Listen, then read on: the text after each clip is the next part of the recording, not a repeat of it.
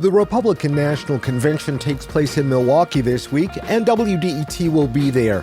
Quinn Kleinfelter and Russ McNamara will talk to Michigan's delegates and examine the key issues.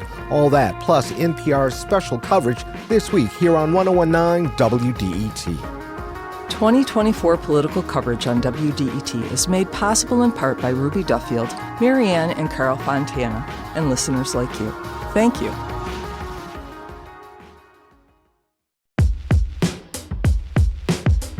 This nation was founded on the principle that all men are created equal. We hold these truths to be self-evident. That all men are created equal. I'll tell you what freedom is to me. No fear. I mean, really, no fear. Created equal. From WDET in Detroit, this is Created Equal. I'm Stephen Henderson, and with me in studio is Kerry Jr. II. He is the show's producer. How you doing, Stephen? Good. How are you? I am well. I'm ready to get some more insight on why stuff costs so much. I say it's the thing that everyone's talking about. It's the thing everyone's thinking about, especially as we get closer to an election. How come everything is so darned expensive? I thought we already answered the question. We thought inflation was the issue. We thought it was COVID, right? Post-COVID, the industry, supply chain being interrupted, and the interest rates going up. We figured that was the whole reason that and costs are so there's high. no question that that's part of the reason that things got to be where they are. But our guest today says there's something else going on, and it's kind of an old school concept in American capitalism. Greed. Yeah. Our guest today is Bilal Baydoun. He's the Director of Policy and Research at the Groundwork Collaborative, which is a think tank that tries to take a look at economic trends and theory and figure out how to make things better, especially for working class people. Bilal gave Senate testimony before the Senate Banking Committee to talk about corporate price gouging, which is what he says is driving all of the money that we're spending on things. And it's not just raising the prices. It's also, he says, the way that they do it. By that, I mean, during inflation, when we actually have real inflation, it kind of creates, in the populace, we're thinking, okay, let's blame it on inflation. Everything's so high because of pandemic, like I said before, pandemic interest rates going up. And so at that point, prices go up, but then these companies can maintain those high prices even when inflation has trended down. And so that is kind of their way of, it can be a way of masking these high prices with inflation. And then there's all the ways that he talks about it can be done. And then he talks about how technology plays a role. So he has a really interesting perspective in this testimony. And I'll be interested to hear what he has to say in this conversation, bringing all that in and letting our listeners know how all this stuff kind of snowballs into this one big financial burden. I mean, one of the things that I'm eager to talk to Bilal about is the connection between what industry is doing with setting prices and what big data is doing with getting as much information about us as possible. What they're doing with the pricing wouldn't be possible without the data that we voluntarily, quite honestly, give up every day when we sign into apps or are on social media or even purchase things. We are telling on ourselves basically how much we would be willing to pay for lots of things. And corporate America is really taking advantage of that. And it wouldn't work without this aid of all this data that didn't exist 10 or 15 years ago.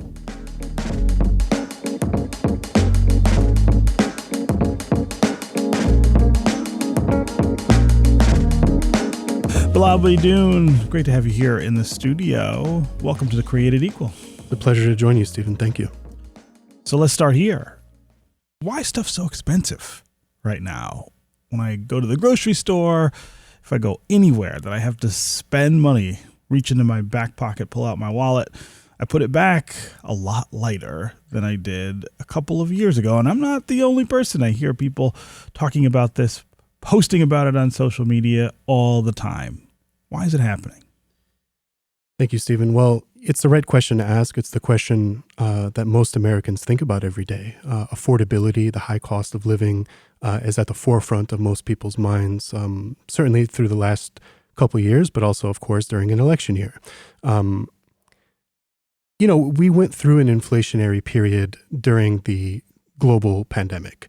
This was a once-in-a-century disruption, economic and obviously health cataclysm. It disrupted global supply chains, which led to a lot of shortages, which led to a rise in prices.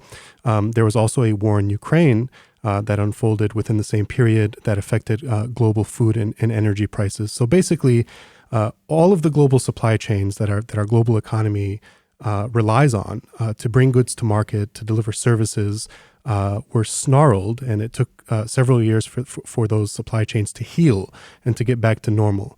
Now, here's the interesting thing.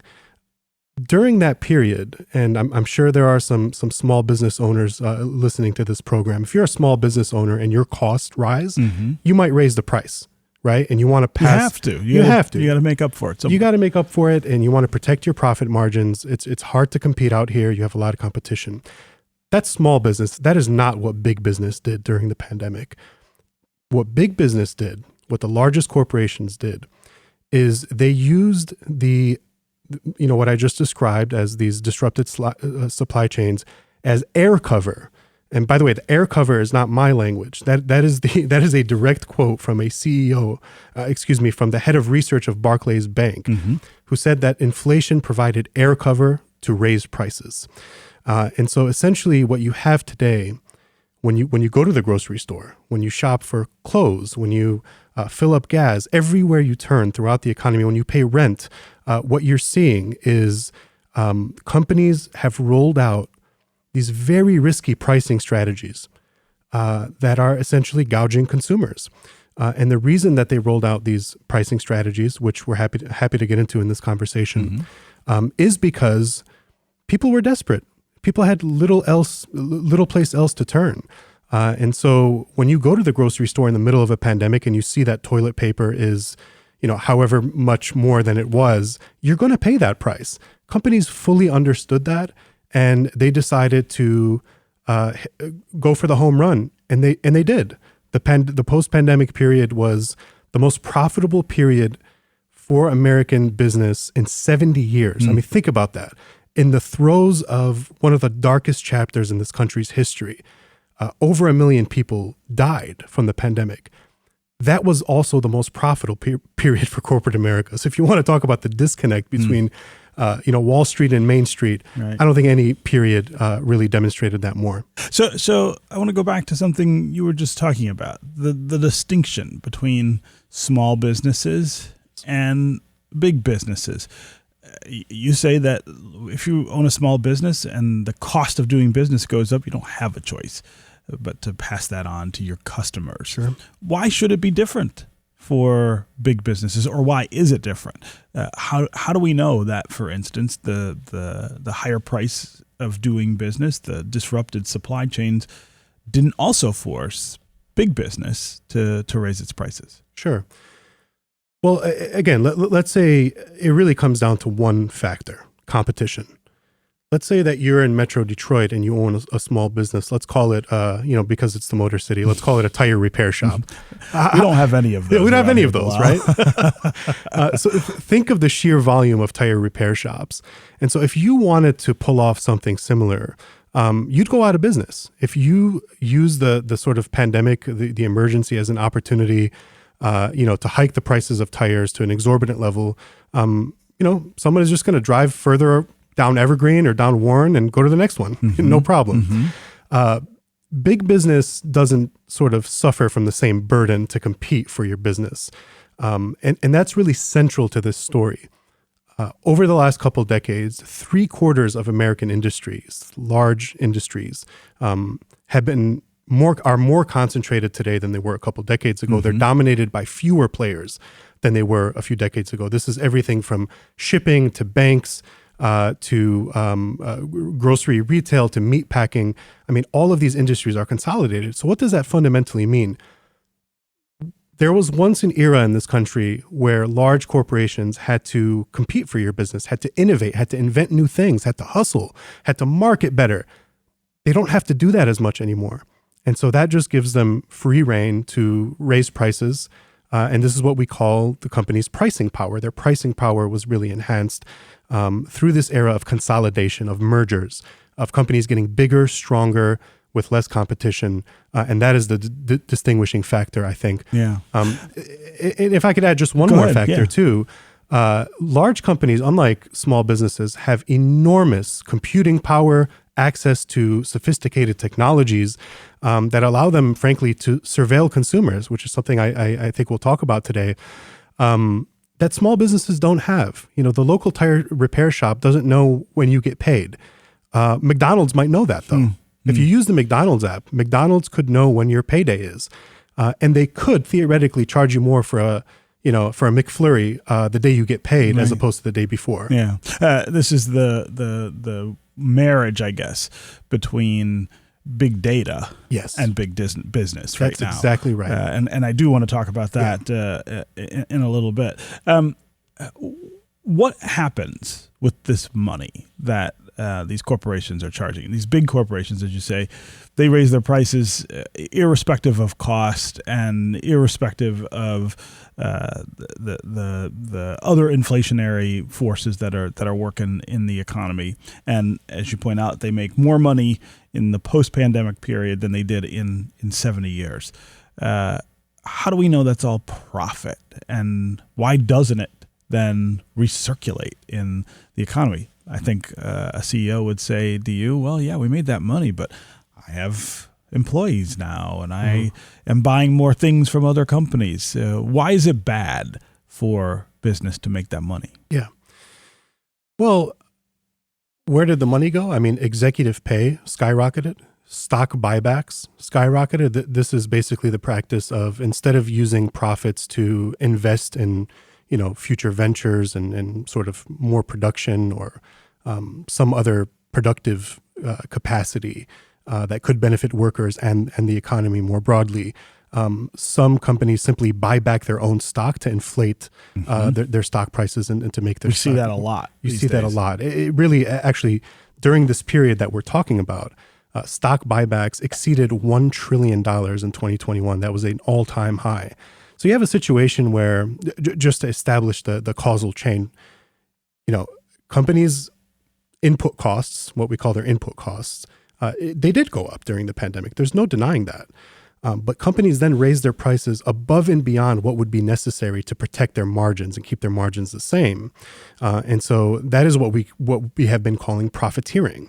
And so they reap record profits as a result. The record profits go into buying back their own stock and paying out enormous dividends, of course.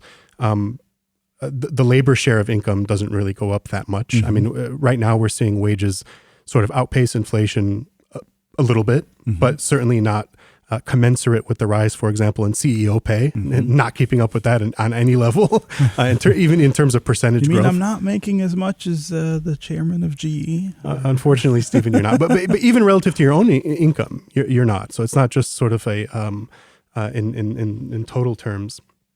And so that's where the value. I'll tell you also, Stephen, where the money is not going. It's not going to taxes. That would actually be the way to distribute those better throughout the economy. Better through the sure. We have a system. We have an age-old system of taking profits and making sure that they're distributed to the country, to infrastructure, to things that give us a functioning country, social supports, childcare. Of course, the largest companies in this country don't really pay taxes anymore. They don't pay any taxes. They don't pay any. A lot of them pay at the federal level. At the federal level, a lot of them don't pay very much in tax. This is largely due to the Trump tax reform in 2017. But of course, corporate taxation has been declining for quite some time. And so, I think taxing corporations would be a major, major disincentive to pursue some of these tactics that we're talking about and we'll continue to talk about. Yeah.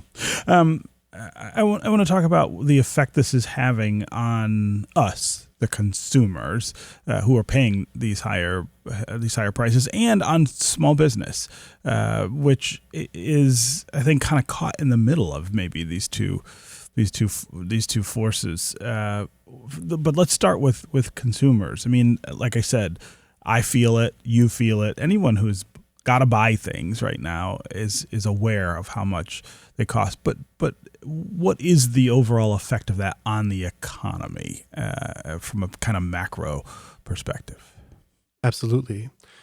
Well, we at the Groundwork Collaborative, which is the organization I work for, we determined that in the second and third quarters of last year, corporate profits, derived through a lot of these price hikes, accounted for 53% of all inflation. So 53% of all price growth in the economy just went into people's pockets. Corporate profits was causing that.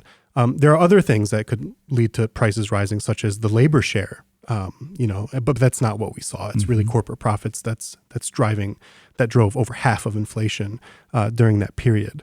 And so I think you do see some of these pricing tactics leading to inflation, but regardless of whether it affects, one technical measure of inflation, like the consumer price index, it's just simply unfair, to go to the grocery store.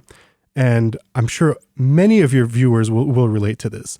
For those who had those, those playground conspiracy theories when you open a bag of Doritos, are there less chips than there were? The answer is yes, actually. It's not a conspiracy. Right. It's true. You're getting less for your money. Yeah, you're getting less for your money. And so that is just one of the dizzying array of tactics that were deployed during the pandemic. That one is called shrinkflation. It's the idea of giving you less product, but charging you the same or a higher price. Right. And so that's real. It's simply unfair, regardless of what the macroeconomic indicator is. Another sort of manifestation of this, Stephen, if you and I both booked separate rooms for separate reasons, but we both booked a room in the Shinola Hotel right now. I don't want to sort of single out the Shinola Hotel. Just call it any hotel, a Hyatt, somewhere in the United States. Same time, same city, next door. We could pay different prices for those hotel rooms. That also is just profoundly unfair. Now, and the reason for that is? The reason for that is because companies are building what is called, or have access to what is called, your identity graph. Right. This is basically... This is back to the data. Is back to the data. They know your email, your social media activity, your travel history, your retail history, how long you spend on certain websites. This is surveillance. This is corporate surveillance. If the government were doing this on this scale, people would be outraged. This happens all the time in e-commerce. If you are booking that same hotel room, Stephen, on a Mac and I'm using a PC, you might be charged higher because the company determines that people with Macs have more money. Right. How they determine that, these are things we don't have access to, which, by the way, can lead to a lot of discrimination if you really think about it. Let's say, just to give folks another example, let's say that a large retailer is charging you a price based on your zip code. Now, they're not explicitly saying that that means your race, but in America, that's what it is. That's what it is. Yeah. If I can see that you spend most of your time in using advanced geolocation, you spend most of your time in 48126. It's not too hard to figure out that you're probably Arab American. You live in Dearborn, right?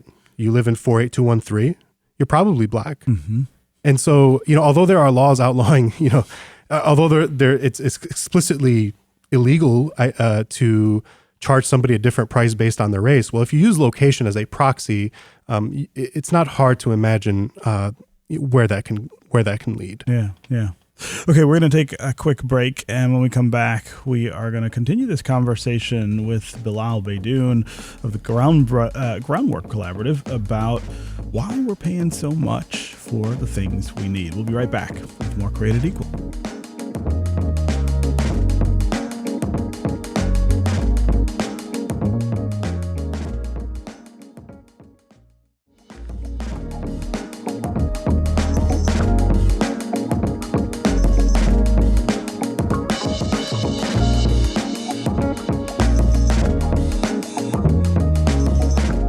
We're back with more Created Equal from WDET in Detroit. I'm Stephen Henderson, and our guest is Bilal Baydoun. He is the Director of Policy and Research at the Groundwork Collaborative. He recently appeared before the Senate Banking Committee to talk about corporate price gouging. Why are we paying so much more for everything right now in America. Bilal, I do want to dig more into what we were kind of touching on in the first segment of our conversation. This data is not just being used by social media to try to figure out what you want and advertise it to you. It's being used by the corporations themselves to determine what to charge you and when. And I want to talk about how big that is and how dangerous that is in the unregulated way that we are allowing it to happen. Absolutely, Stephen. For a long time, pricing was sort of a boring part of corporate strategy. I mean, I think most of your listeners would rightly assume that the way pricing should work is you take into account supply and demand, the cost of your materials and input, and maybe a little bit of analysis of what your competitors are doing. Those days are fading away. The new sort of philosophy in corporate America is let's try to figure out the maximum price that each individual person is willing to pay. And I can't stress enough the word individual. Companies collect reams of data about us every single moment that we're on our phones, when we're browsing websites. And really what they're after fundamentally is not our business. They want our data. Our data is immensely profitable. It's immensely valuable. This is part of the reason why a lot of companies offer you discounts if you download the app, right? So McDonald's wants you to download the app, and over 100 million people have. And let's be honest, that's a really convenient way. If you want McDonald's, sure. I mean, it's a great way to get your McDonald's even faster than going through the drive-thru. Sure, and I'm not discouraging people from using apps. I think it's good to be aware of why they want you to use the app, fundamentally. Right. And what you're telling them by downloading the app and using it. Exactly right.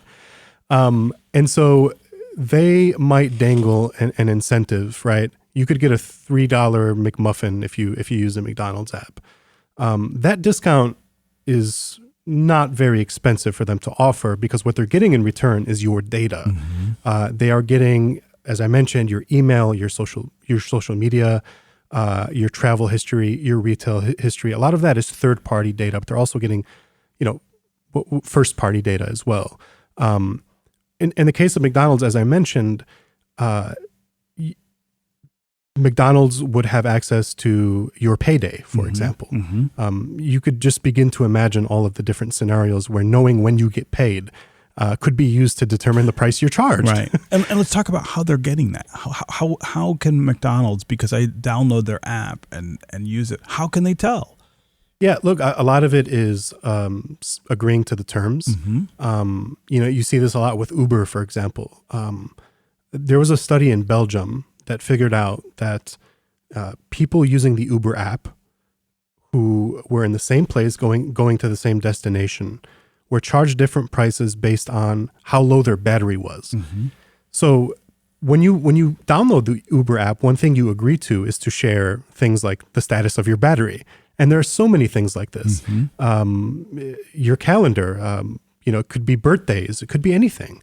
For a long time, pricing consultants and sort of theorists, I guess, in corporate strategy, used this theoretical idea of what they call perfect price discrimination. Perfect price discrimination. It was a theoretical exercise. This wasn't a real idea. But the idea was, how can we figure out, how much each person's willing to pay so that they pay exactly the price that they should, whether it's high, whether it's low. During the pandemic, that moved from a theoretical exercise to a practical exercise, largely because, as I mentioned earlier, the pandemic sort of shrouded the economy in uncertainty and doubt, and people weren't really asking questions when they're worried about, their grandmother or their aging parent potentially contracting COVID. They weren't thinking about why Coca-Cola was raising the price of a can of Coke. And so, this confluence of, it's really three factors. You called it a marriage between big business and big data. That's absolutely correct. I'd add a third factor in there, which is the cloud cover of the pandemic. It was an opportunity, a once-in-a-century opportunity, unprecedented opportunity to roll out some of these strategies that we're discussing, which they're not new ideas, They just have never been rolled out precisely because they're so risky. I mean, imagine you're facing stiff competition and consumers find out that you shrunk the size of Gatorade or a chocolate bar. Something like that could be scandalous. And in many cases, it has been scandalous. For example, just this past spring, Wendy's had announced that it was going to install digital sort of billboards, or the pricing menu would turn digital. And part of the reason why they wanted to do that is to implement a pricing strategy known as surge pricing. Anyone who's used Uber or Lyft is familiar with surge pricing. Right. We're not used to getting charged surge pricing with cheeseburgers, but you could imagine where this ends, right? It's snowing outside. You're in Michigan. You're not going to go down inside of Wendy's to buy a cheeseburger. You're going to go through the drive-thru. Right.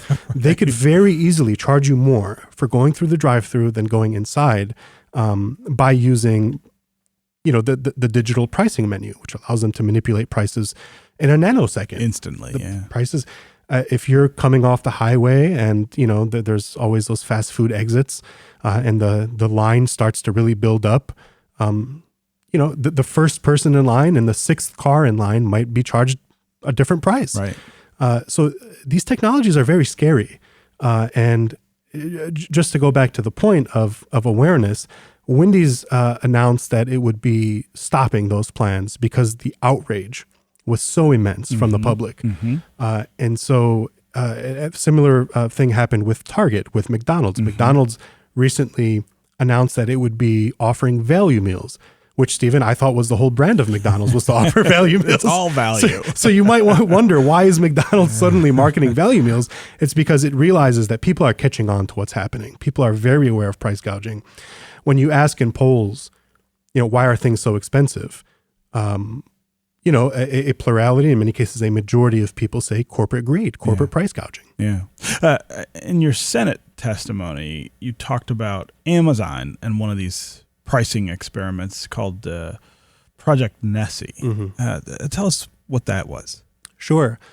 Project Nessie was an extremely secretive pricing experiment run by Amazon in which it sort of manipulated prices billions of times. And it worked by sort of surveilling all of the other prices on the internet.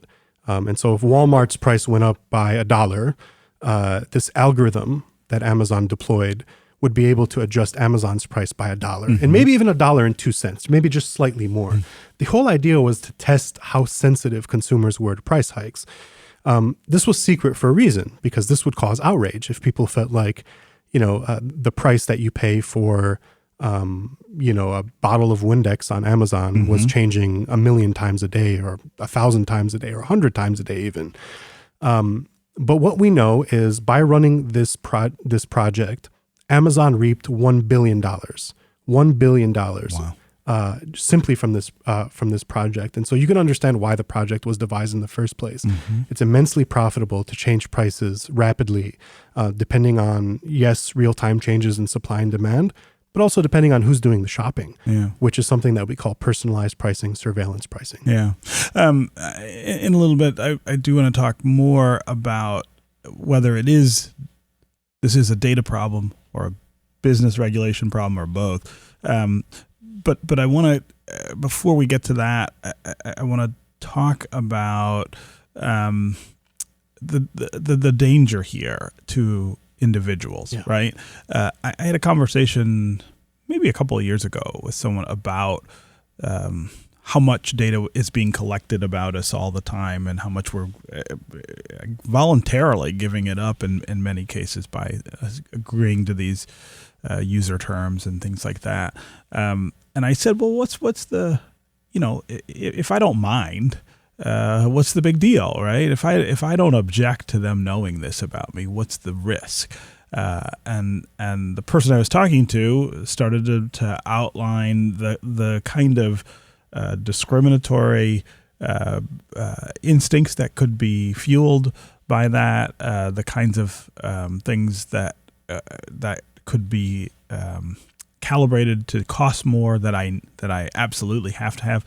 things like my health insurance, right? If your insurer, for instance, were to know more about what you did and where you were, could they charge you more because you seem like more of a risk? We already see that with auto insurance, and then looking at things like your credit score, right? Saying, well, if you don't pay your bills, you probably are not a very careful person, and so we need to be more skeptical of you. But talk about, in this case, this marriage between big data and big industry. What the danger is, the real danger to consumers if we just let this run wild the way it has been.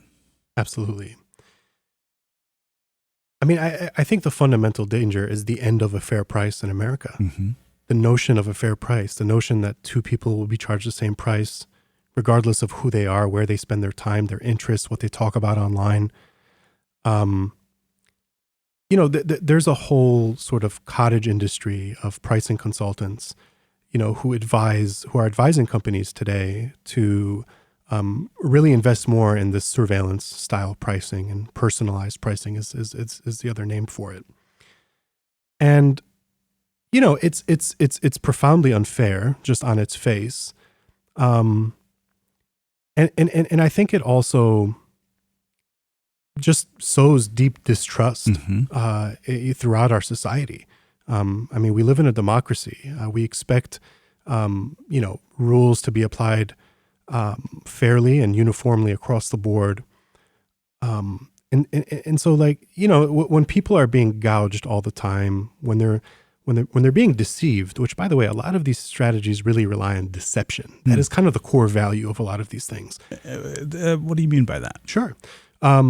Well, I think companies recognize very well that if you had equal information to the seller, you would not make a purchase, right? If you knew, for example, that if you knew, for example, that the size of the peanut butter jar had gone down, you might be angry and you might say, I'm not going with this brand anymore. So it's really critical that reduction in peanut butter happen in a way that flies beneath your radar. You don't notice. Yeah. Similarly, anyone who's filed for their taxes using TurboTax, for example, in April we had tax day. A lot of these services are marketed as free services. We'll help you file for your taxes for free. When you're on page 40 of your tax return, it suddenly tells you for money. You got to update to premium now. The reason they do that is because they're playing on the psychology of, I've already invested so much time in this. It's been 40 minutes. And do I really want to start over? My taxes are almost done. My taxes I'm not are going almost back done. to the beginning. Absolutely. And so that strategy actually has a name. It's called drip pricing. It's used in other cases too. Think about rentals, which I know is a huge issue in Detroit, housing affordability. Rentals are really beset by junk fees. So you might look at a property listing, $1,300 a month. So, you inquire, you go see the place, and then you notice there's a trash fee. And then there is a, service fee. And then there's a pet fee. And there's all these fees that pile up. There are even fees for paying the rent. There's convenience fees for paying the rent online. Right. And so by the time you're finished, that rental that was $1,350 is $1,550 now. Right. Again, there's psychology involved there. If they list it for $1,550, you might not go and see that place. And so deception is really a core value here. You mentioned auto insurance, a huge problem here. The auto insurance companies are also relying on, if not deception, then an asymmetry of information, right? There was a New York Times article recently about General Motors sharing data, driving data with insurance companies. And so, you might be turning on your car. You might check a box that says, I agree. You just bought a new car. Right. You're not really. You think you're agreeing to use the GPS.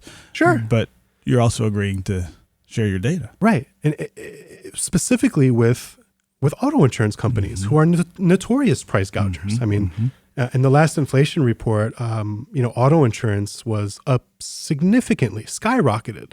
I really dug into that on my own to figure out what was justifying this enormous spike in auto insurance.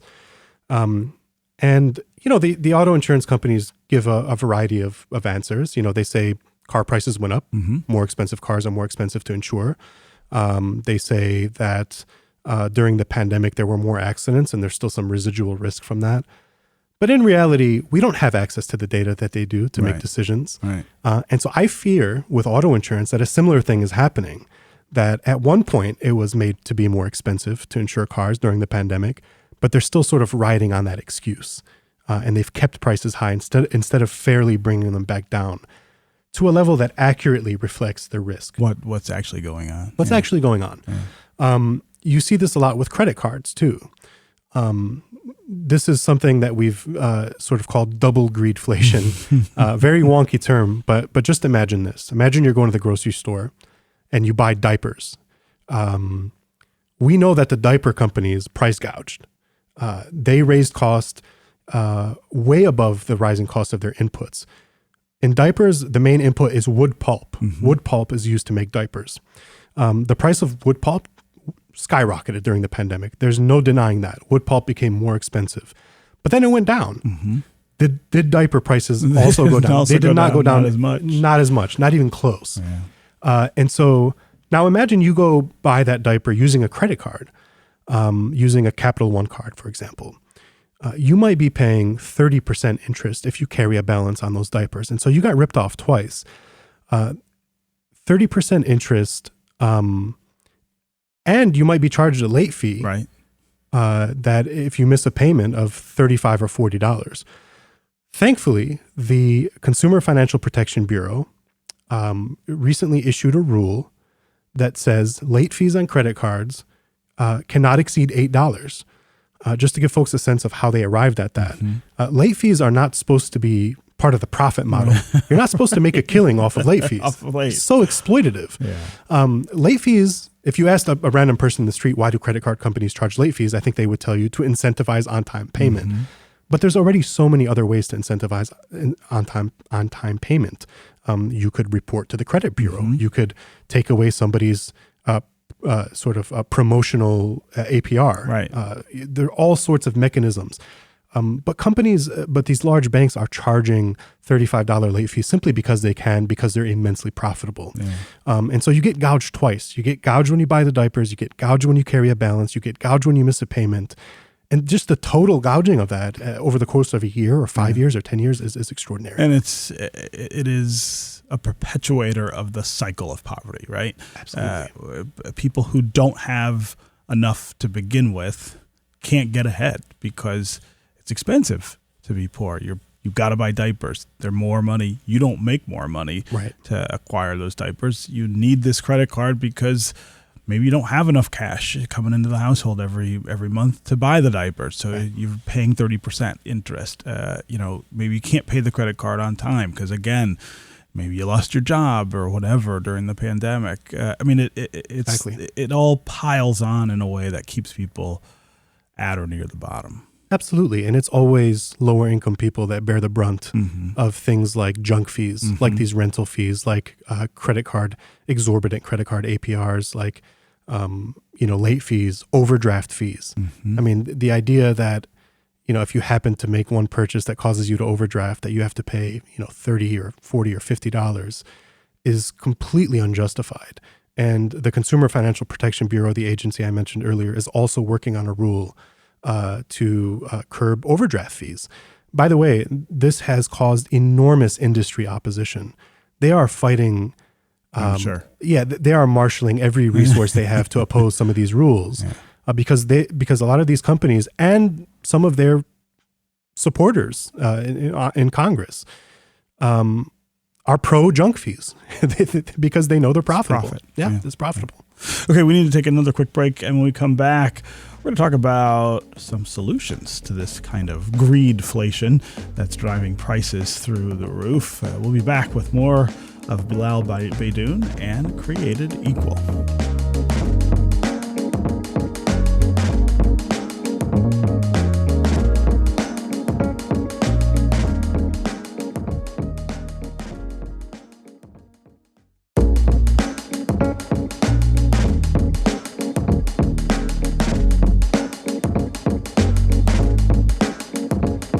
We're Welcome back to our conversation with Bilal Baydoun, who's the Director of Policy and Research at Groundwork Collaborative.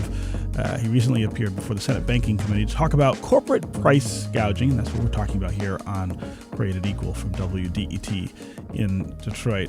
Okay, so we've got these multiple things going on that are keeping prices high, and at the Groundwork Collaborative, you guys talk about it as a symptom of greed, of corporate greed. It's also a symptom of government laxity, let's call it, in dealing with these things, right? So let's start with the just regular old government regulation of industry. It doesn't work the way that it used to. Absolutely. There are a number of mechanisms. It's not like government is helpless, to address this. There are a number of tools that the government has in its toolkit. Many of these tools, by the way, many of the agencies in this current administration has already begun to use. Mm-hmm. The relevant agencies here, I'm thinking of the Department of Justice's Antitrust Division. Mm-hmm. We didn't talk much about antitrust, but antitrust is really central. This involves breaking up big concentrations of power that give companies the pricing power to begin with, to do these kinds of things.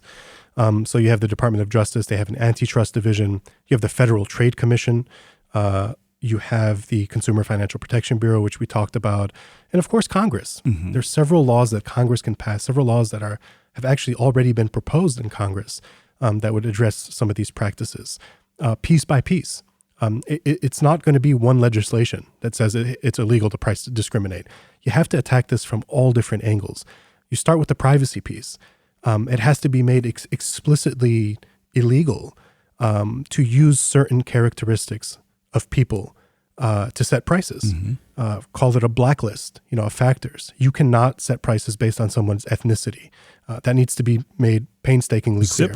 Zip code. Because of the segregated society that we live in. Because of the connection between race and ethnicity and where you live. Absolutely. Shrinkflation, this practice of shrinking the size of a product, charging you the same price or more. There is legislation introduced by Senator Bob Casey of Pennsylvania called the Shrinkflation Prevention Act.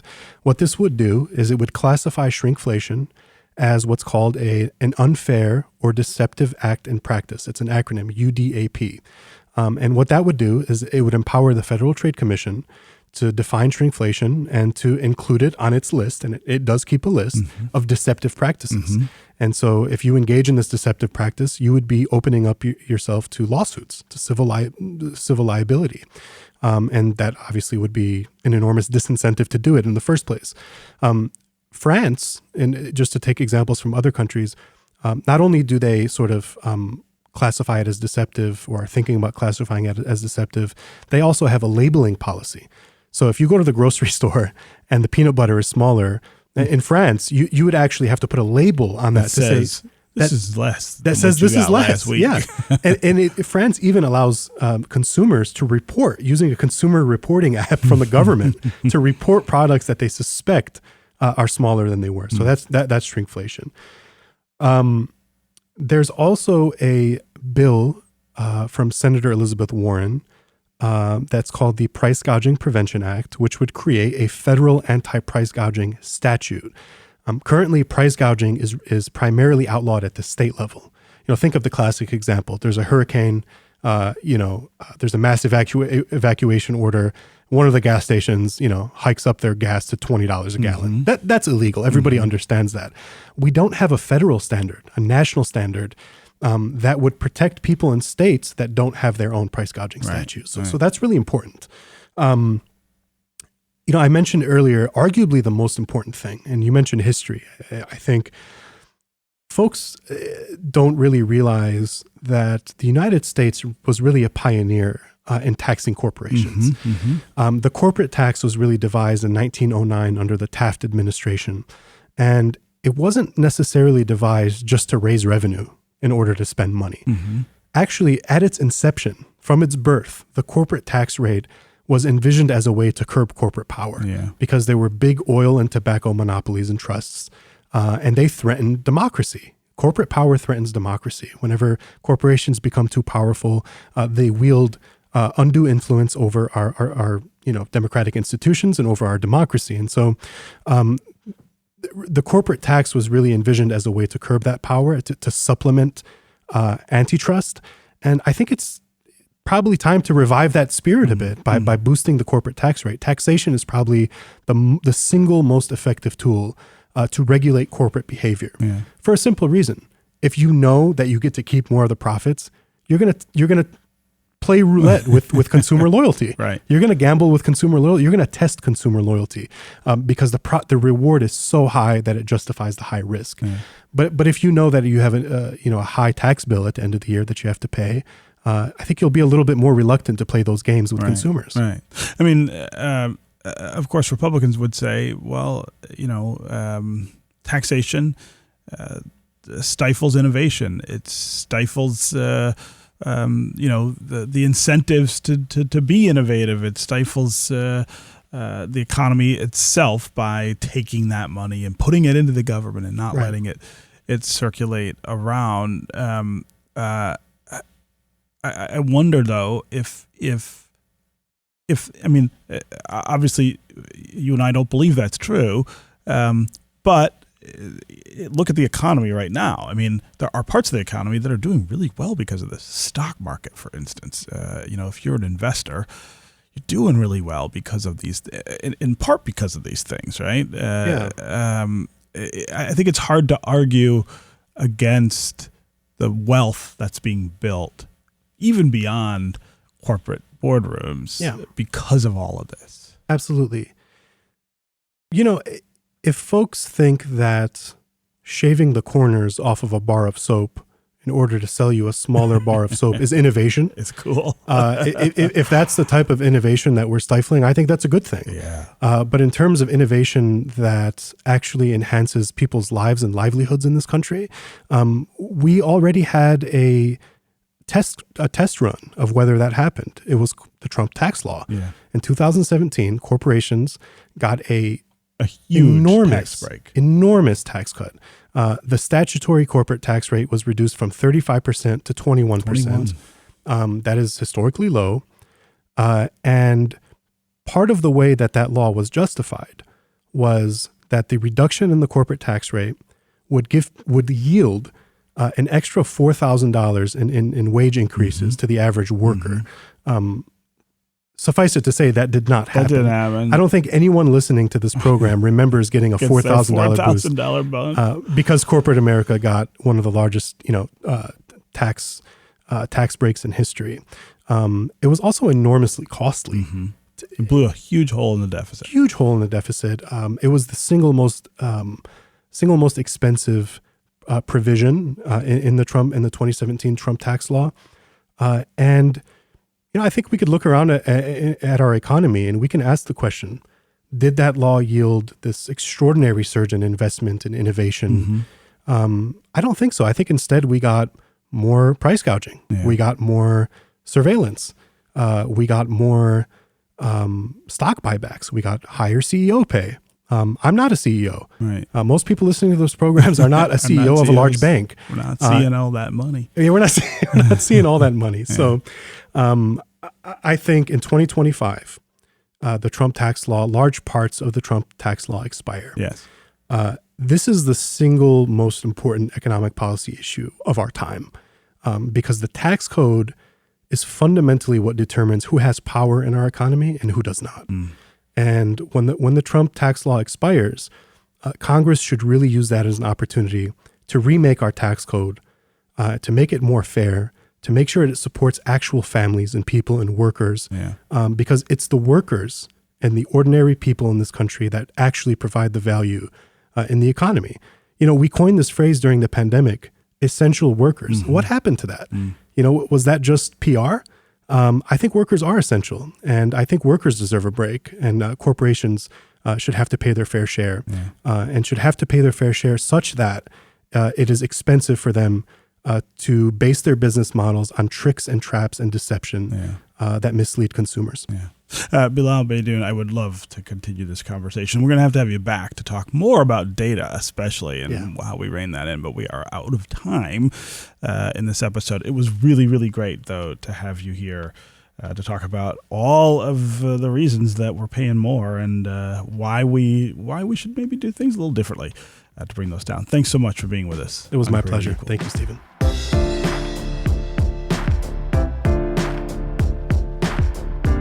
That's it for Created Equal. You can listen to recent episodes at WDET.org and make sure to subscribe to our podcast where you can leave us a rating or a review.